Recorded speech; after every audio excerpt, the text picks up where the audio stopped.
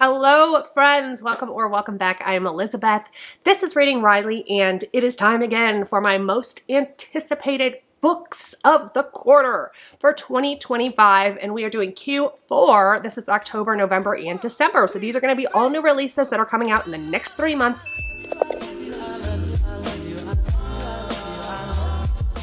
These honestly are the hardest ones to find because it's past that prime season for book releases. I have put together a list of 30 plus books that are coming out in October, November, and December for 2025. I've got a lot of horror in here. I've got a lot of thriller, some mystery, some sci-fi. I might even have some romance in here as well. Grab your pen or pencil, open your Goodreads, your Storygraph, whatever it is you use to keep track of the books that you want to read, because this could be a long one. I'm going to tell you them in order of their release date, starting with October. I will also break them up in the chapters below down here to make this a little bit easier for you to navigate. If you like this kind of content, hit that subscribe button, hit the little bell so that you are notified next time I release a video, and give me a like. It really helps my channel and I appreciate you guys so much for that. I think you're gonna find that even though the hot list selling summer authors have already released their books for this year, we've still got a lot of really great options that are coming out for the end of the year. With a little bit of further ado, let me actually mention my book club announcement. As you may know, I have a book club called the Midnight Society Book Club. We read thriller, horror, and feminist fiction, and we meet every other month here on this channel where I host a live show and we discuss whatever book it is. It is completely free. You don't have to pay anything to participate. You just pick up the book ahead of time, you read it, you join the live, we talk about it. It's fun. In the month of November for the book club, we're going to be reading We Love You Bunny by Mona Awad. This is Bunny number 2. I know it's kind of a move to do a sequel for the book club, and I probably will never again do another sequel. I have not ever done a sequel until now. This one just feels like the type of book that requires hive mind mentality to decode, honestly. If you've read Bunny number 1, it was a very divisive book. People either loved it or hated it. It definitely left me feeling uncomfortable and I had no idea what just happened. I've actually read the book twice and I loved it. It's a 5-star book for me. Mona Awad is one of my favorite authors ever. It's dark academia, but gone awry. It's a discussion about creation and art and gatekeeping art. Bunny number 2, without giving any spoilers, is supposed to be about, we're following, again, Samantha Heather Mackey, and she's going on a book tour as she has released her first novel. In the novel, I think she's discussing what happened in Bunny number 1 and her experience with that. But then as she's on this tour, she gets kidnapped by the bunnies, who are enraged by the way that they are portrayed in this book, and they decide it's their time to tell their side of the story. So I think we're actually going to get more of their perspective in book 2, and I really, really need help breaking this down because it's not going to be an easy read if Bunny number 1 was any indication of Bunny number 2. I'm also going to be joined by Gabby from Gabby Reads, and I'm going to be joined by my IRL BFF, Sandy. Sandra actually did not like Bunny number 1, although I think she's probably going to read it again. Her opinion may change. We'll see, but I think it'll be really nice to have both sides of the spectrum on there. If you want to read Bunny number 1 before we get there, you still have time. We're not going to have the live show till the end of November, and I don't have the exact date for that yet, but I will let you know as soon as possible over on my Instagram at the Midnight Society Book Club. That being said, let's go ahead and get into my most anticipated books for October, November, and December. Speaking of dark academia, the first book that I want to talk to you about also shares this genre as well as mystery, gothic fiction, and adult thriller. This comes out on October 7th and it's called Atlas of Unknowable Things. This is by McCormick Templeman. I've not read from this author before, but it does sound very interesting. It says perfect for fans of The 7.5 Deaths of Evelyn Hardcastle, which I read and enjoyed, with a modern gothic twist. The setting is high in the Rocky Mountains at this secluded campus, Highgard College, a celebrated institution known for its scientific innovation as well as its sprawling botanical gardens. Historian Robin Quinn has been awarded a residency to examine Hildegard's impressive collection of ancient manuscripts, but she's actually on the hunt for an artifact, one that she has to find before her ex-best friend turned rival finds it instead. Don't know what's going on with that. But Hildegard College has secrets of its own. Strange sounds echo across the alpine lake, lights flicker through the pines, and the faculty seem more like jazz-age glitterati than academics. Okay, what's going on this campus? There's a professor who holds the key to Robin's research, but she vanished suddenly last spring.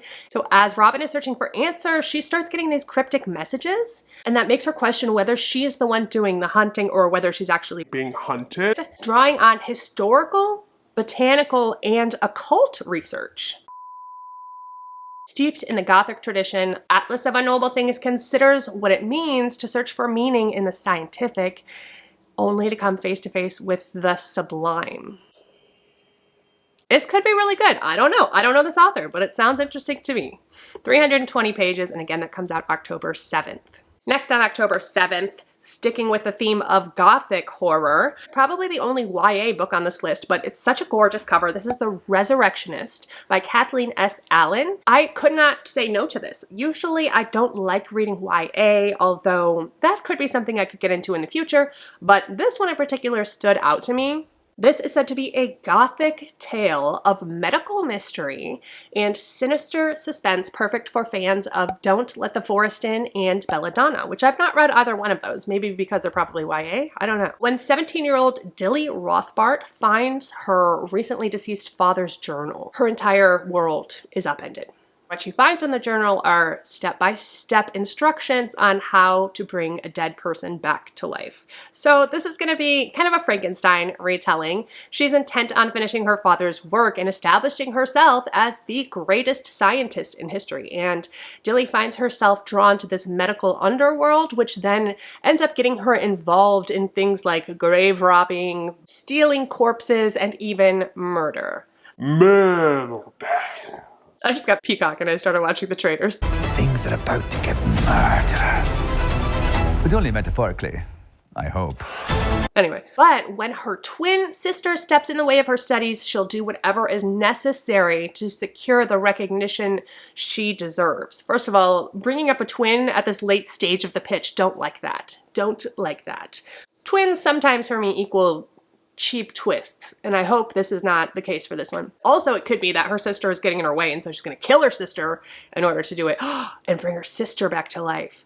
What if she did that? Okay, this twisty, atmospheric, Frankensteinian tale is a story of a group of ambitious young scientists who descend into corruption with a breakthrough discovery that grants them the powers of gods. Sounds like fun, 336 pages. Again, on October 7th, we have another gorgeous cover. This is Other Evolutions by Rebecca Hirsch Garcia. This is sci-fi and literary fiction, which could be a really nice combination here. We're following Alma Alt. She's the sheltered youngest daughter of an interfaith, interracial, Jewish-Mexican couple. She rarely ventures away from her home on a wealthy, tree-lined street in Ottawa. So this is set in Canada, where nothing ever happens. The one time she did sneaking out to visit her older sister in Montreal, Marnie, things ended in disaster as she found out that beautiful blonde Marnie had been lying about her family's background and trying to pass herself off as white.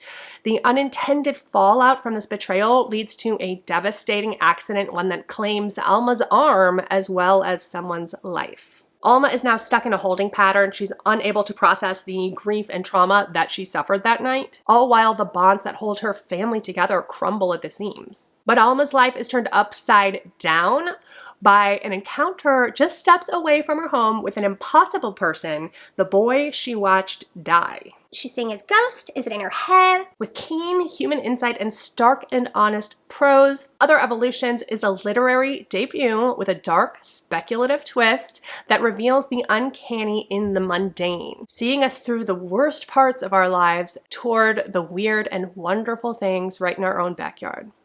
Wow. So it sounds hopeful at least. That's 264 pages and it comes out October 7th.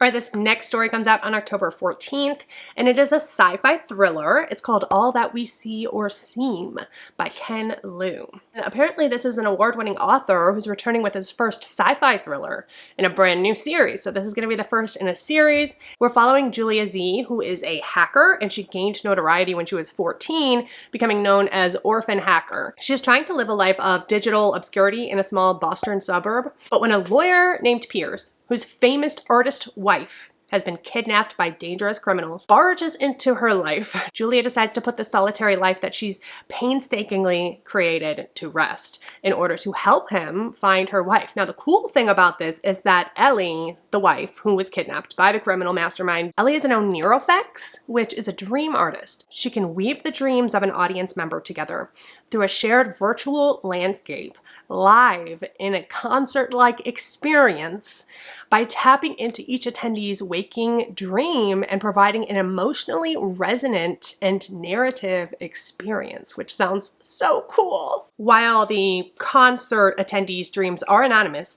Julia does find out that Ellie had been working one-on-one doing a dream experience for the head of an international criminal enterprise, and he's demanding his dreams in return for her life. So he's holding her hostage for his dreams. Don't know what that means. Sounds interesting. Unraveling the real and unreal leads Julia on an adventure that takes her across the country and deep into the shadows of her own psyche. And that's all we get. It is 416 pages. It's a little bit longer, but yeah, that sounds really unique and interesting. I'm definitely interested in that. Again, on October 14th, we have another gothic horror thriller mystery story. This is called The Graceview Patient by Caitlin Starling. This is the author of The Death of Jennifer Lawrence. That's not right.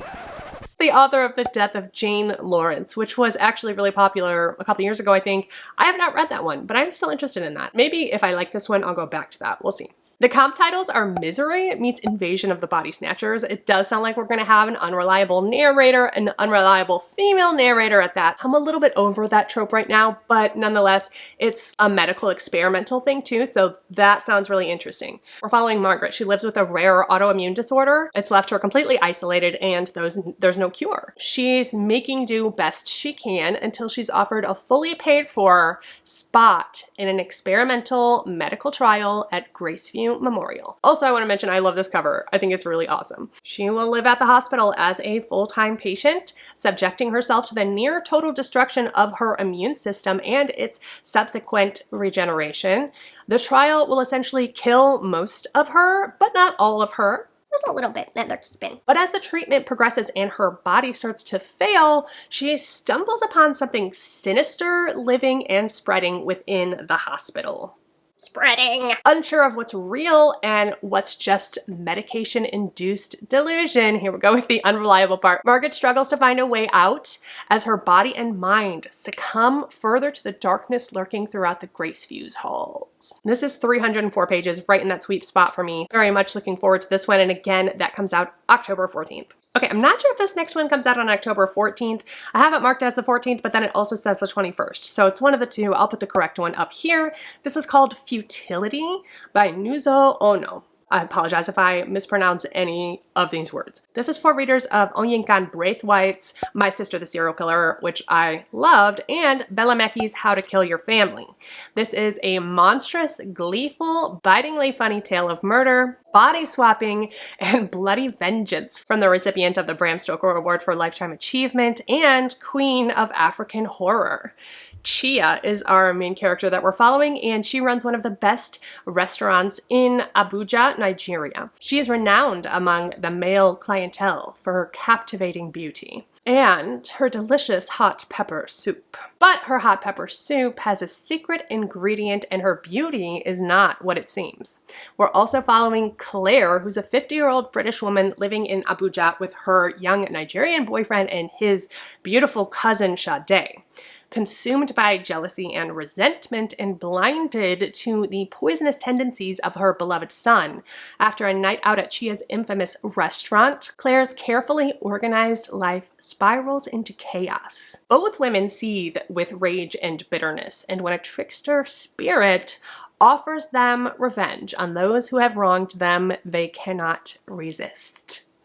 I am really excited for this one. This sounds great. Crackling with wit in this blood-soaked, expletive-laden, vengeance-filled horror story. Satirical, twisty, and murderous, this is bloody, deadly fun from a writer at the top of her game. 288 pages, the perfect length. Absolutely, I'll be reading this one. That sounds so good. Next, on October 14th, we have The Unveiling by Quan. This is the same author as We Ride Upon Sticks and When I'm Gone, neither of which I've read, but I've heard great things about. This is a thriller, mystery, horror, and literary combination. This is set in isolation on an Antarctic cruise, and we're following Stryker, who doesn't really feel like she should be there, but she's a scout for a film company, and her mission is to photograph potential locations for a big budget movie about Ernest Shackleton's doomed expedition. Along the way, she finds private, if cautious, amusement in the behavior of both the native wildlife and the group of wealthy, mostly white tourists who have chosen to spend Christmas on the Weddell Sea. But when a kayaking excursion goes horribly wrong, Stryker and a group of survivors become stranded on a remote island along the Antarctic Peninsula. A desolate setting, complete with boiling geothermal vents and vicious birds.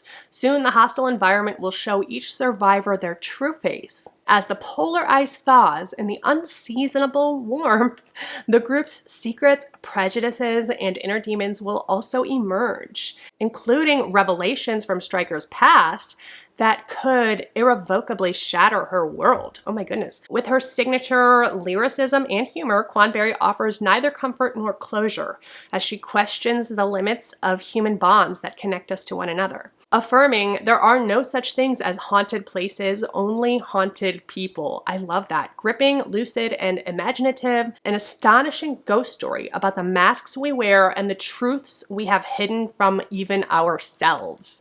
Oh, that sounds so good. 320 pages. I'm excited for that. On October 14th again, we have When We Talk to the Dead by Chorao. Says it's perfect for fans of Ian Reid, who I love. The slow-burning horror novel will sweep you out, and like the churning ocean, before you realize it will pull you under its turbulent spell.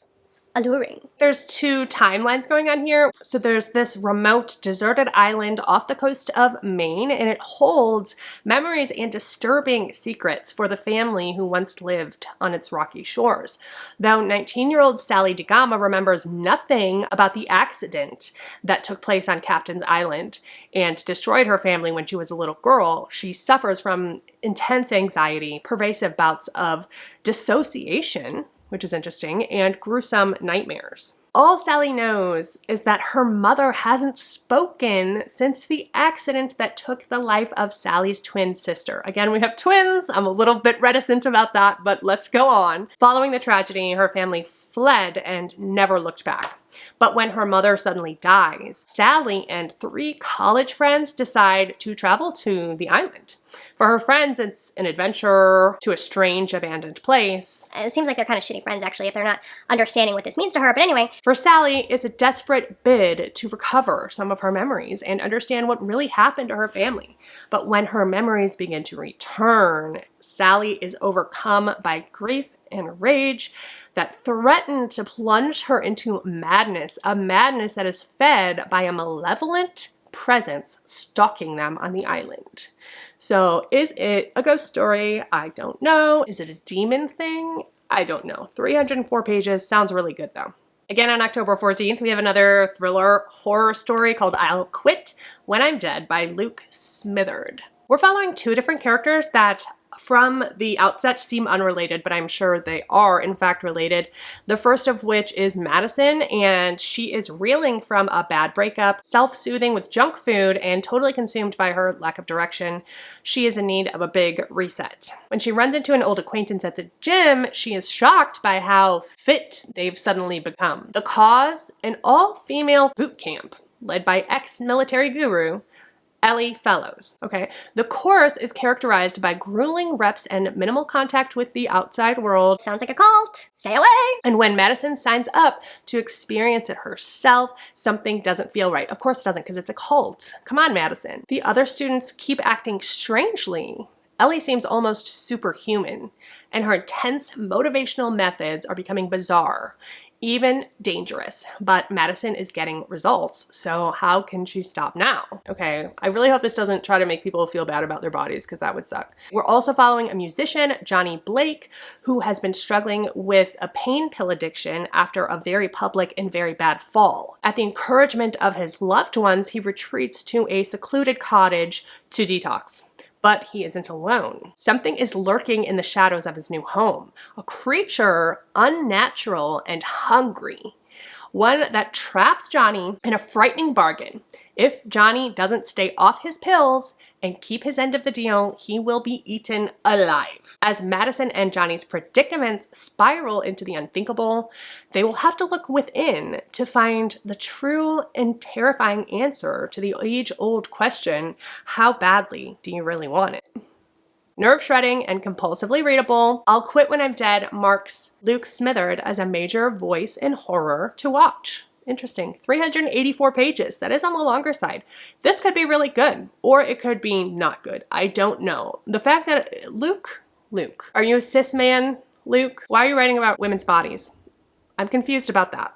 I want to read this now just to know.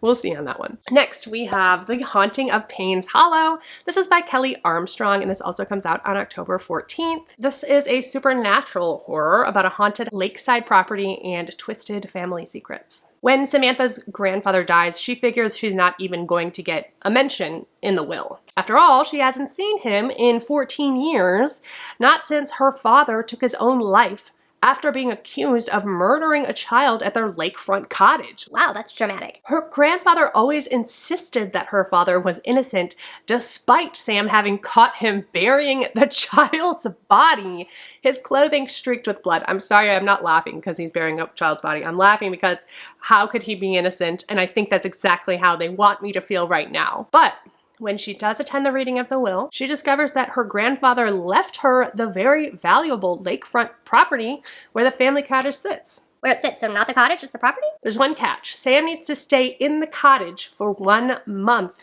to finally face the fact she was wrong and her father was innocent, in her grandfather's words. So she's going to Paynes Hollow, this is the cottage, I guess, and she's faced with the realities of her childhood and the secrets kept hidden in the shadows of her own memories. But when her aunt goes missing, just a couple of days into their stay, Sam begins to question everything again, and she's plagued by nightmares and paranoia. She begins hearing sounds in the forest and seeing shapes crawling from the water as the rippling waves of the lake promise something unspeakably dark lurking just below their surface.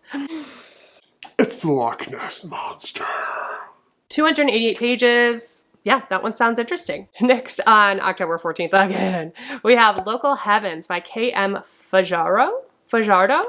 This is science fiction, thriller, queer, and it says retelling. I don't know what it's retelling yet. Corporate hacker, an elusive billionaire, a society trying to survive the American nightmare.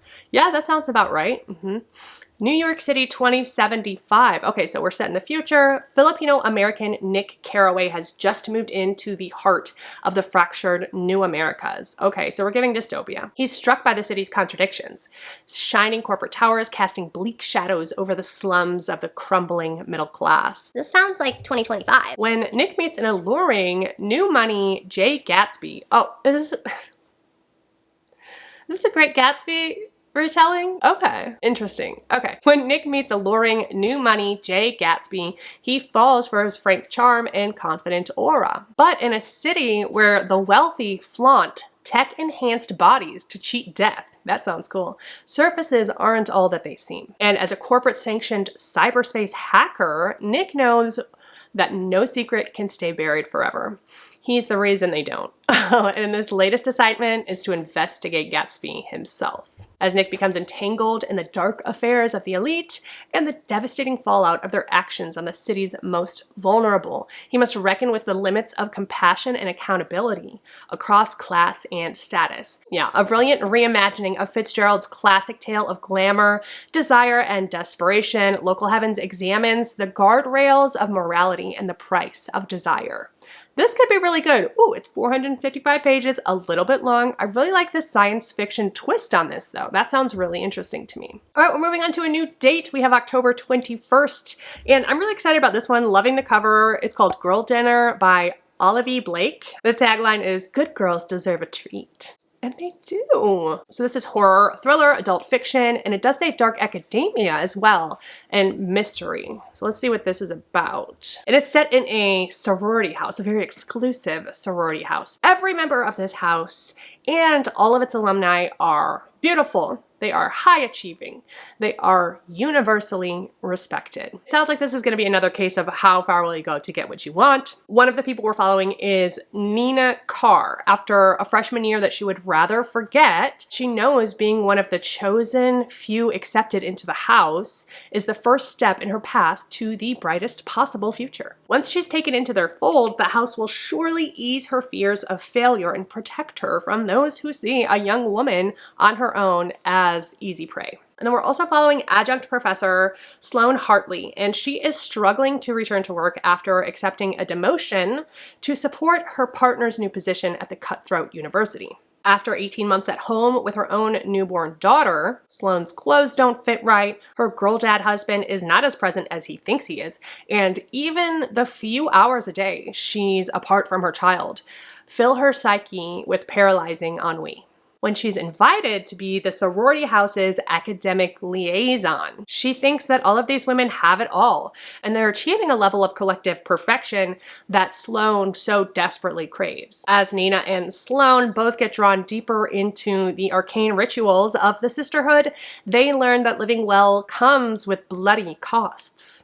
And when they are finally invited to the table, they will have to decide just how much they can stomach in the name of solidarity and power. 368 pages. I almost forgot to tell you guys about my physical ARC that I have and was not on my digital list, and that is Long Way Down by Lisa Kusel. This is a thriller, perfect for fans of Rachel Hawkins and Darby Kane, and we're following Denny Rydell, who believes her life is finally about to change because she's about to marry the heir to this California mining fortune, Cal Cooper Jr. But this plan goes awry when Cal and his parents both die in a plane crash. It sounds like she's trying to get his money and her plan was thwarted, but she's gonna fixate now on his surviving brother, Grant, who is back in town in the small town of Gold Hills after a year in rehab. So she's got her attention on Grant now, but unfortunately Grant has his attention on this mysterious woman, Erica, who he brought back home with him. Then we're also following a detective,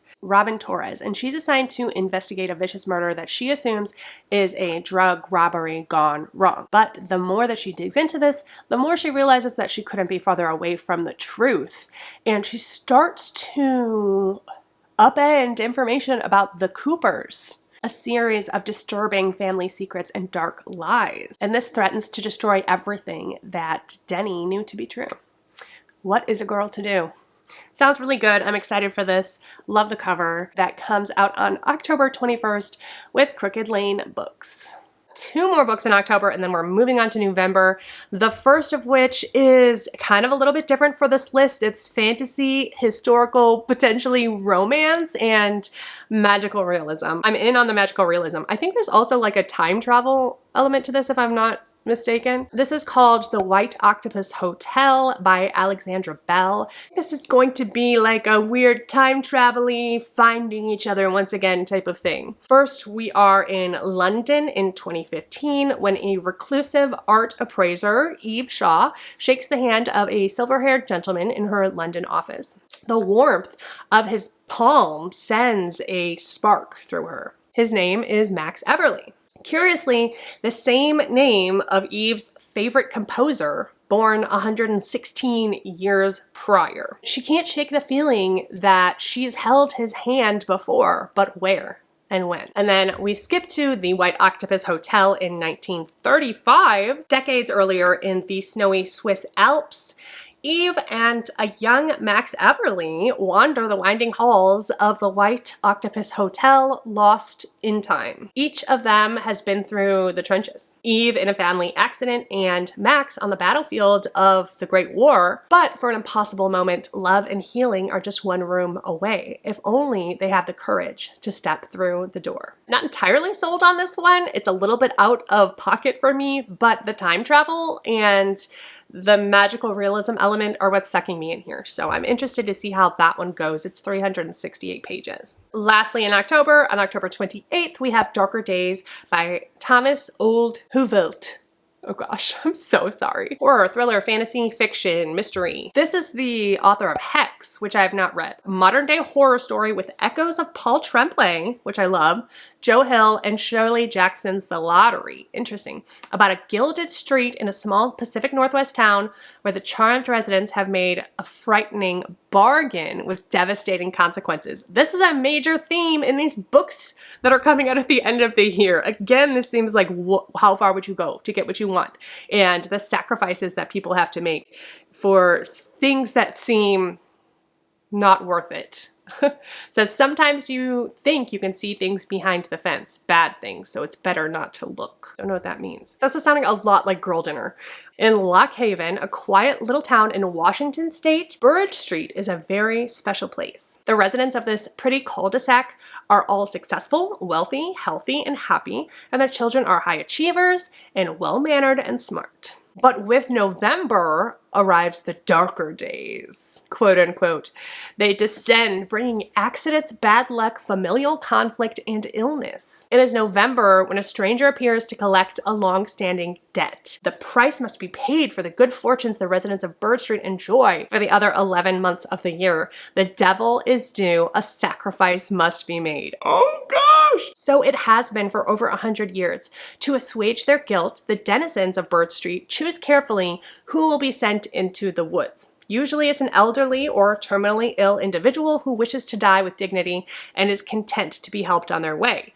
Until one year, things don't go to plan and events take a very terrifying turn.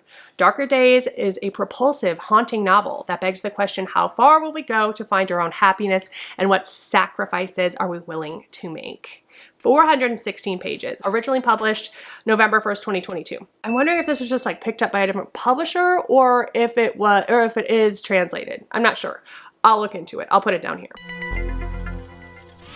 All right, we're moving on to November. The first book that I want to talk to you about is by Oyinkan Braithwaite. She's got a new novel called Cursed Daughters, and it says that this is literary fiction, but it's also about curses, so it sounded really interesting.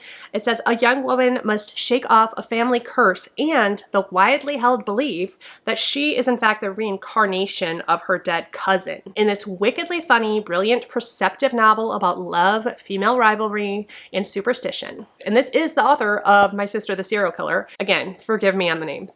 When Eben gives birth to her daughter Enayi, on the day they bury her cousin Monif, there is no denying the startling resemblance between the child and the dead woman. So begins the belief, fostered and fanned by the entire family, that Enayi is the actual reincarnation of Monif, fated to follow in her footsteps in all ways, including her tragic end. There is the matter of the family curse. Okay, now I'm remembering, this reminds me of Practical Magic because of this family curse. No man will call your house his home, and if they try, they will have no peace. This has been handed down from generation to generation, breaking hearts, causing 3 generations of abandoned Faladan women to live under the same roof. When Enayi falls in love with a handsome boy she saves from drowning, she can no longer run from her family's history. As several women in her family have done before, she ill-advisedly seeks answers in older, darker, spiritual corners of Lagos,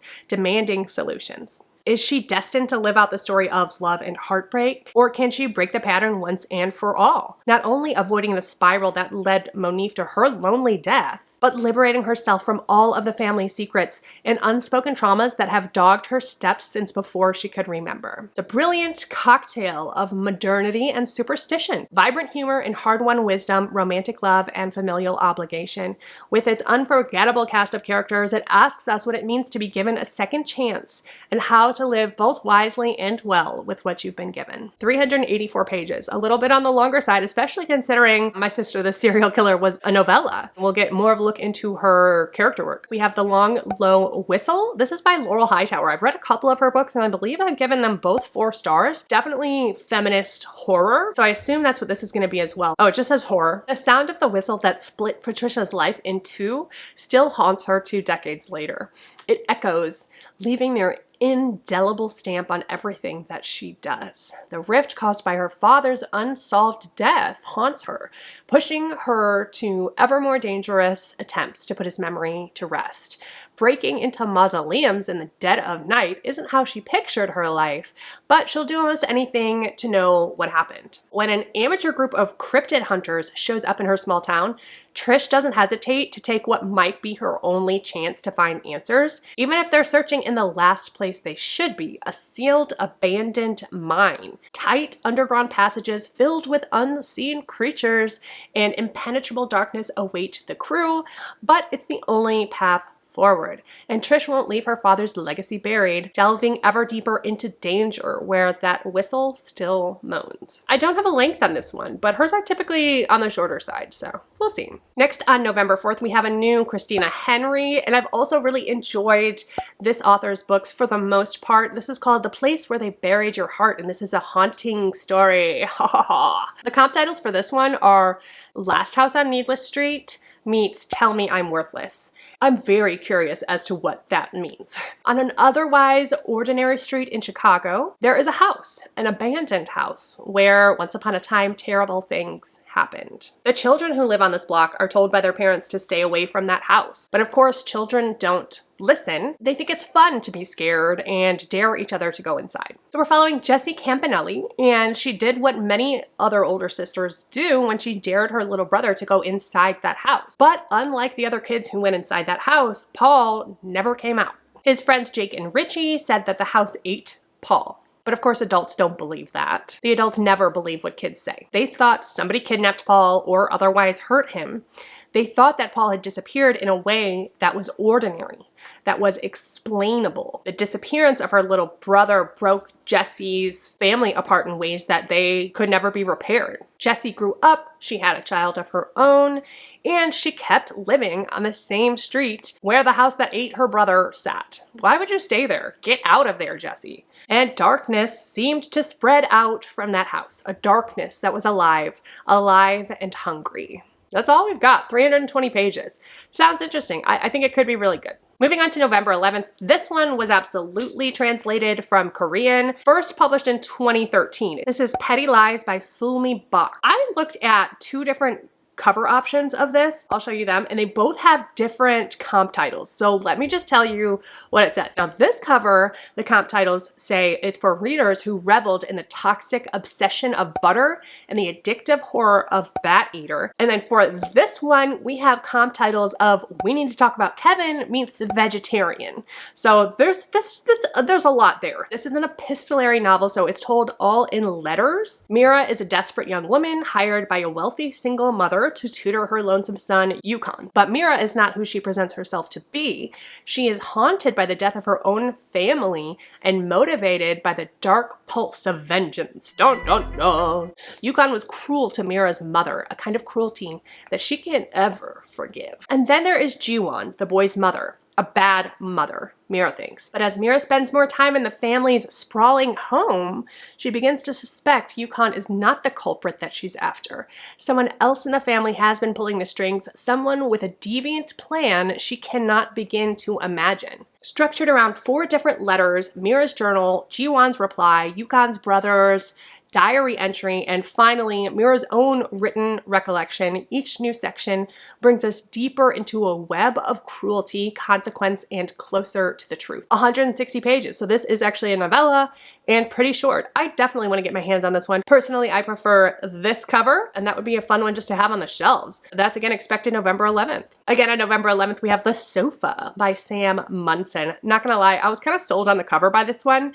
It just seems really weird. It says it's a Kafka-esque, slow burn domestic horror from a master of the uncanny. I don't know who this author is, but I'm in. Mr. Montessori and his family return home from a trip to the beach to discover that their sofa is different. Once dark and contemporary, it's now antique and green and yellow and smelling faintly of damp. Its appearance and origins are a mystery. A joke, an inverted theft, a break in the fabric of reality, strange sounds in the night. A half-bathroom toilet with a mind of its own, odd fleeting glimpses of something or someone in the mirrors, the inexplicable vision of the Montessori's neighbor. He swears he saw a burglar. Montessori's quest for answers take him to a dank highway overpass in decayed upstate New York and into the depths of an eerie, warped forest where time and space no longer connect, and while putting his ever more troubled marriage and young family in grave danger. But that's what it costs to find out if we own our possessions or if they own us. No! Munson emerges as a master stylist in this tense taut work of surreal humor and psychological horror. That sounds so good. 162 pages. Again, another novella. This next one I think was supposed to have been released earlier, but then got pushed back for some reason. But it currently has 0 reviews. So I don't know if there's just like no early readers for this one or what the deal is for this, but it is a novella. It's called Dear Stupid Pen Pal, and it's by Rascal Hartley. And it sounded really good. We're following Atticus, nicknamed Finch. Devani does not want to be an astronaut. He hates space. He hates the ship. He strongly dislikes his fellow crew members. He makes that painfully clear in his letters to Aku, his corporate assigned pen pal back on Earth. So this is sci-fi. Each of the people on this ship in space have an assigned pen pal back on Earth. Soon, Aku becomes much more than a pen pal. Ooh. But when the crew engage hyperdrive, Aku's punctual letters start coming at random intervals, and Finch and his shipmates realize that time for them is moving all wrong. So as everybody else's pen pals rapidly die of old age, Finch turns heartbroken to Aku, who more than a century later is still there. Ugh. So I'm guessing like they're not getting letters anymore, but because this time is messed up, he's still getting it, but Aku's probably actually gone. I would assume Aku's actually gone. I don't know. It sounds like a knife to the heart. Dear Stupid Pen Pal is an entirely epistolary exploration of cosmic dread. Love an epistolary story. Love cosmic dread. The passing of time and the lifelines we cling to against the vast endlessness of space. Woo, this sounds very existential. Sounds really good. 96 pages. Next on November 11th, we have The Forest of Missing Girls by Nichelle Giraldez. The forest is hungry, and her family's secrets are tangled in the trees. What does this mean? I don't know. Horror, thriller, mystery, adult fiction. 384 pages. Leah Gregg is who we are following. She's always hoped that she would outgrow the fear of the woods surrounding her childhood home. The dark, menacing trees have long been the site of whispered legends and disappearances of girls like her. After a bad breakup sends her back home to live with her family, the woods feel even more sinister than ever. But when a teenage girl disappears from their backyard, Leah's childhood fear becomes more terrifyingly real. And the missing girls are no longer just faces on the news. Now the danger is closer than she imagined, and her younger sister could be next. As Leah digs into the disappearances, she begins to suspect her mother knows more about the forest and the horrors within than she's letting on. To save her sister and uncover the truth, Leah must confront the secrets lurking in the trees and the darkness they conceal before it's too late. And this next one is, again, sci-fi. So many sci-fi books coming out. It's called There Is No Anti-Memetics Division by, I'm going to pronounce this Quantum because that seems intentional, but maybe it's QNTM. In this world, humanity is under assault by malevolent anti-memes. Ideas that attack memory, identity, and the fabric of reality itself. in this wickedly brain-bending tale of science fiction horror, an entirely reimagined and expanded version of the beloved online novel. That's right. Okay, so this one must have been like popular on Reddit or something, and then it's been expanded and published traditionally. So let's see. They're all around us, hiding in plain sight. One could be in the room with you now, just to your left. You could be seeing it right now, but from this second to the next, you'll forget that you did. Oh my gosh. If you managed to jot down a note, the paper would look blank to you afterwards. Okay. These entities can feed on your most cherished memories, the things that make you you, and you'll never even know anything changed. That is disturbing. They can turn you into a living ghost, make it so that you're standing next to your spouse, screaming in their ear, and they won't know you're there. Wow. They are the perfect predators, equipped with the ultimate camouflage, the ability to wipe out memories of their own existence. And they aren't just feeding on us, they're invading. But how can you fight an enemy when you don't even know you're at war? And how do you contain something you can't record or remember? Welcome to the Anti-Memetics Division. No, this is not your first day. 288 pages. That one just sounds really good. I'm excited for that. Moving on to November 18th, we have 59 Minutes by Holly Seddon. This is thriller, mystery, suspense. It's 320 pages. A nuclear missile threat to South England. 59 minutes until impact. Seek immediate shelter. This is not a test. That's your basic setup here, is that we're about to be attacked. We have 59 minutes. Seek shelter. That's all everybody knows. Set in South London. Carrie is a young mother desperate to reunite with her daughter. Frankly, newly pregnant, faces a romantic vacation that takes a terrifying turn. And then there's the enigmatic older woman determined to protect her teenage daughter, Bunny, no matter what. Will they make it to their loved ones in time? This one sounds very fast-paced and definitely has that action thriller type of vibe, but it's not saying that, so we'll see. I love that we're following three women. Could be really good. 320 pages. We have a new Gillian Macmillan, and that is called The Burning Library. This one sounded really interesting too. A thrilling dark academia tale of murder, obsession, and ruthless ambition set in the remote St. Andrews, Scotland.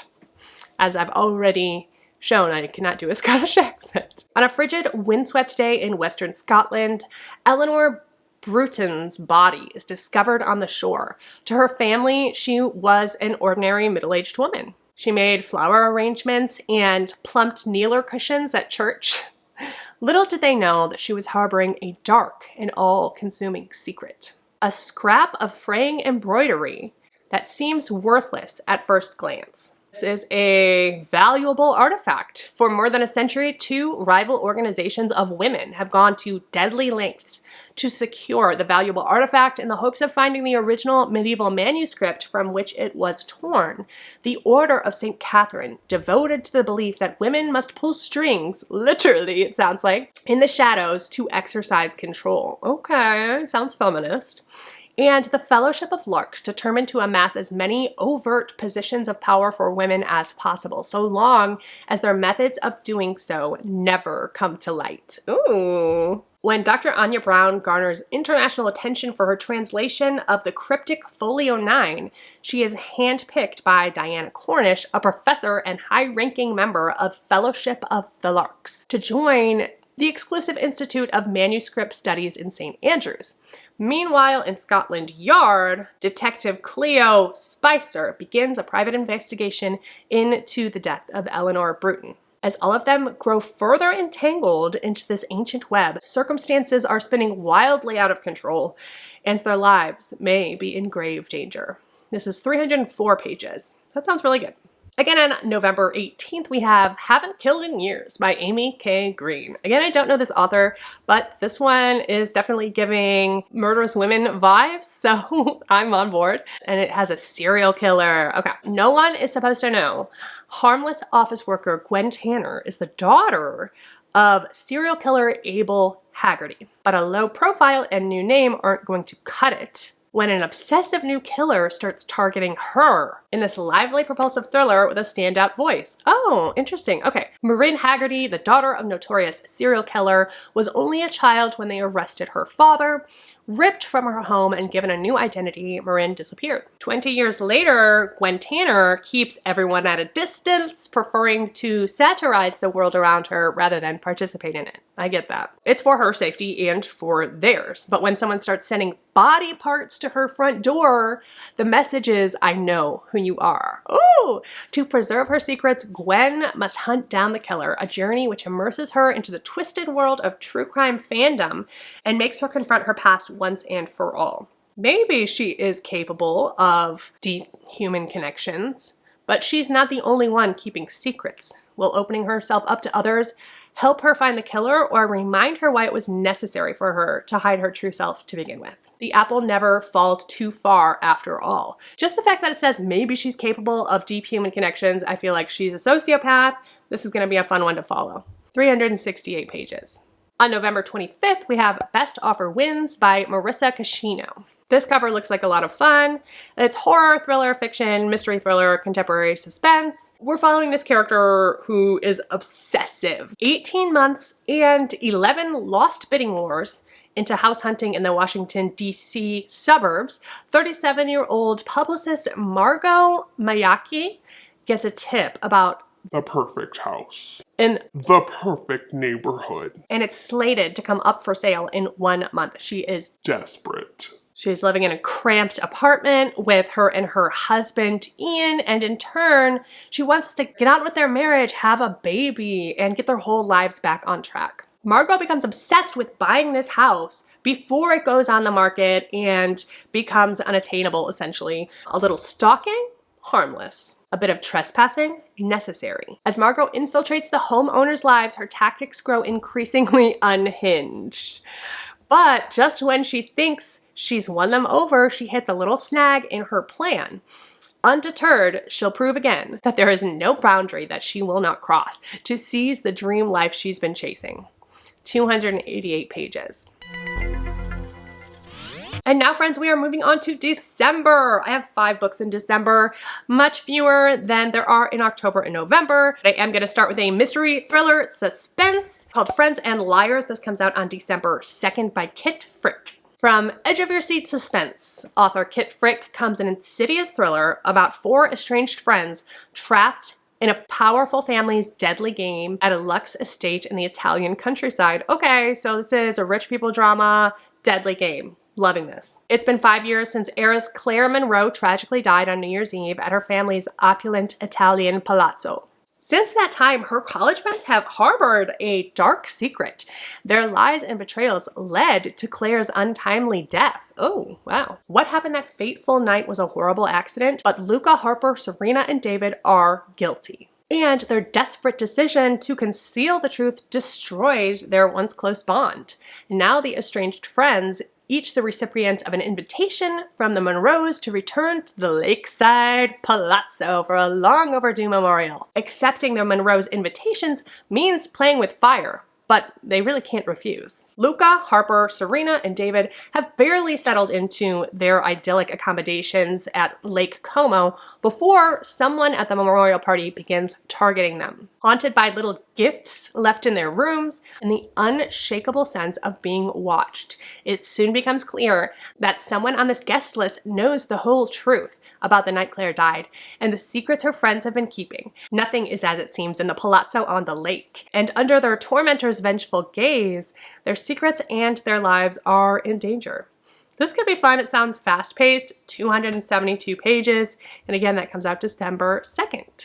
Again, on December 2nd, we have Dead Ringer by Chris Haughty. This one is a thriller, but a little bit of a different POV, a different perspective on this. It is apparently a fictional, or at least framed as a fictional take on what might have actually happened at the JFK assassination. Set in present day, okay, a disgraced former Secret Service office and Jesuit professor join forces to delve into the mysteries surrounding the events of November 22nd, 1963. Fixated on deciphering the conspiracies behind the history-changing assassination, they are oblivious to the fact that the Cabal is still active. Ooh, and may face an end as bloody as the carnage at Dealey Plaza. Will they be able to uncover the truth in time, or will they become 2 more footnotes in history? Okay, so they're looking into the conspiracies from the JFK assassination, but they're hitting something that's real and people are still involved, and so their lives are being threatened. This one does sound interesting. It is 400 pages though, so that is kind of long. Ooh, okay, this one again on December 2nd sounded really interesting to me too. It's called Before I Forget. This is literary fiction, coming of age, family, contemporary, 288 pages. So this one's a little bit different. A funny, heartfelt, late coming of age story that examines the role of memory in holding us back as well as moving us forward. Call it inertia, call it quarter life crisis, whatever you call it, Cricket Campbell is stuck. Despite working at a zeitgeisty wellness company, the 26-year-old feels anything but well. Still adrift after a tragedy that upended her world a decade ago. Wow. She has entered early adulthood under the weight of a new burden, her father's Alzheimer's diagnosis. When Cricket's older sister, Nina, announces it's time to move Arthur from his beloved Adirondack Lake house into a memory care facility, Cricket has a better idea. She's gonna move in and become her father's caretaker. She hopes to repair their strained relationship and shake herself out of her permafunk, but even deeply familiar places can hold surprises. There is magical realism in this, if I remember correctly.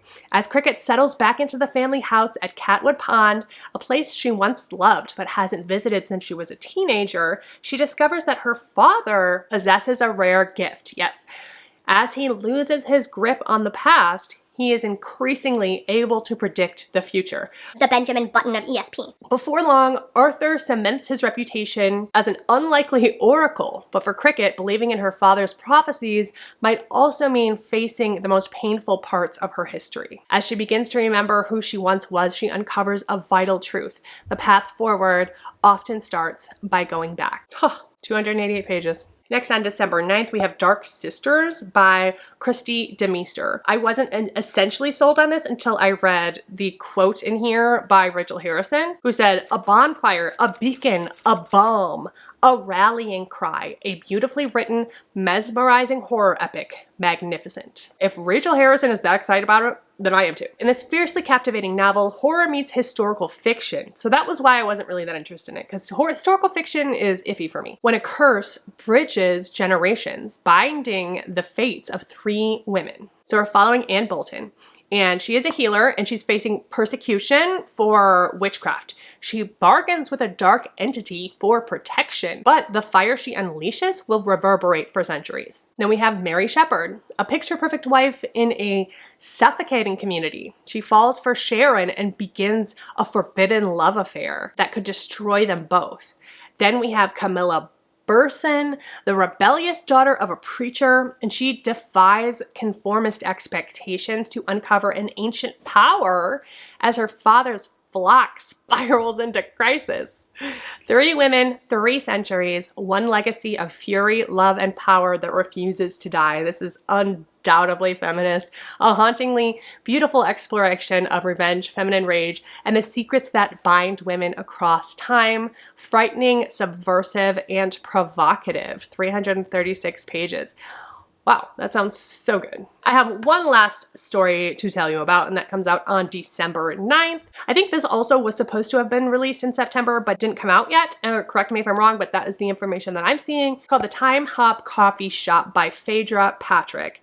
And honestly, I don't really love this cover, but it is supposed to be magical realism and cozy mystery type of vibe, so I guess that makes sense. A delightful tale full of heart by Evie Woods. Welcome to the Time Hop Coffee Shop, where wishes can come true.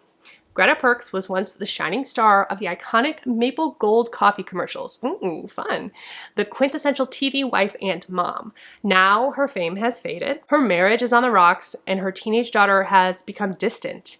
Greta's once glittering career feels like a distant memory. Oh, sweet Greta. When Greta stumbles upon a mysterious coffee shop serving a magical brew, she wishes for the perfect life in those past maple gold commercials.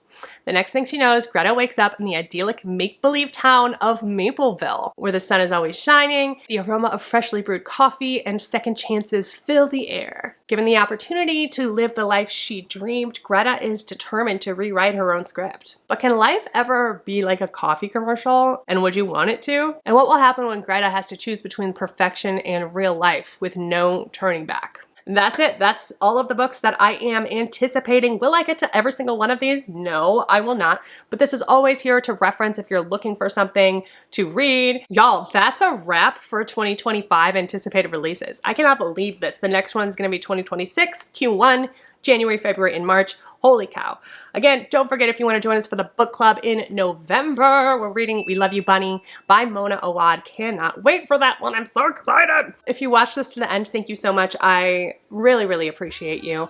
Give me a little book emoji in the comments to let me know that you are a real one. Hit the like button, subscribe, all of those things, y'all. Until next time, I will see you later, but don't forget that life is short. So read Riley. Cheers and goodbye.